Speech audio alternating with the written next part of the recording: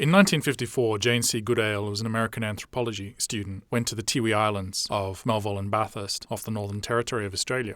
She was part of an Australian-American expedition, and when the others returned home, she remained on Melville Island for another 9 months. She'd been tasked by the Penn Museum of Philadelphia to collect some objects for their museum.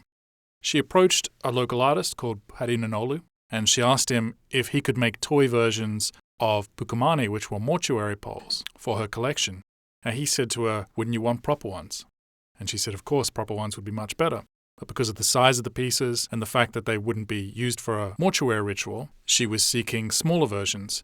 He insisted, in fact, they would make versions for her, with the intent of her using them for her funeral. She argued that she couldn't use them for her funeral because no one in America knew the local songs and that they were meant for the museum. But the Tiwi Islanders agreed and said, "That's fine, we'll make you the objects anyway." So they carved 8 mortuary poles, and she brought them back to the Penn Museum.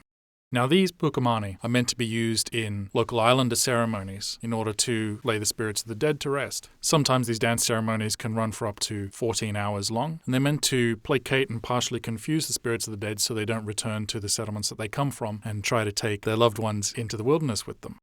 By the time that Jane was collecting these objects, mortuary poles were already being carved with iron tools, and at the same time, in 1954, a Tiwi artist made a pukumani for Queen Elizabeth II's visit to Australia. Ordinarily, mortuary poles would be left embedded in the ground after the ceremony, after which the elements and termites would quickly destroy them. Nowadays, these objects are often sold to art collectors and to museums after their use, and there's a relatively booming market for such. But the interesting point is, at the time that Jane collected these pieces, is that market was burgeoning at the most, despite a slowly intensifying interest in Aboriginal art. So the pieces that Jane collected were made with iron tools. Otherwise, they used local ochres for the pigmentation, and there's no other obvious visual signs of cultural entanglement. The entanglement occurred in the manufacture of the piece, and in the purpose for which both Jane intended them and the Tiwi Islanders intended them.